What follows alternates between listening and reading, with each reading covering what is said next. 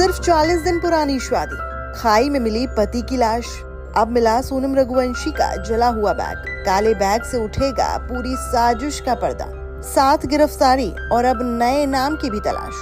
राजा Raghuvanshi case का बड़ा खुलासा, लेकिन कहानी अभी भी बाकी। शादी को हुए बस चंद दिन और अब दुल्हन के बैग से निकल रही है काली साजिश की बू। राजा रघुवंशी की हत्या के इस केस ने अब एक नया मोड़ ले लिया है।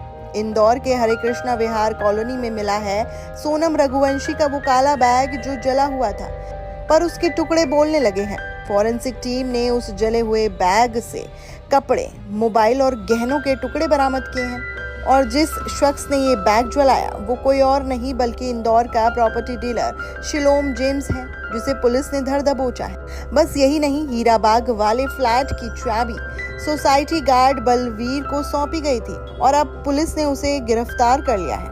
बताया जा रहा है कि लोकेंद्र तोमर नाम का एक और शख्स है जिसने सोनम को फ्लैट दिखाया था और बैग जलाने का प्लान भी उसी का था।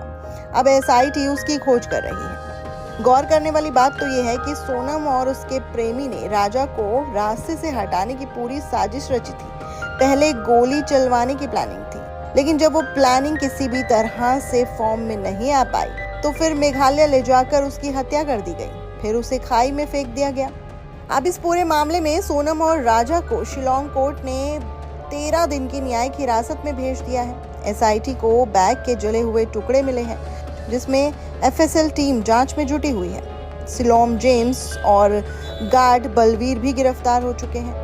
नए नाम अब सामने आ रहे हैं, जैसे लोकेंद्र तोमर, जिसकी अब तलाश चल रही है। कुल मिलाकर इस पूरे केस में अभी तक 7 आरोपी गिरफ्तार हो चुके हैं। लेकिन रिसेंटली सोनम के भाई गोविंद रघुवंशी ने एक बड़ा स्टेटमेंट दिया। उन्होंने कहा कि अगर सोनम ने अपना जुर्म कबूल कर लिया है तो उसे कड़ी से कड़ी सजा मिलनी चाहिए, कानून से ऊपर कोई नहीं।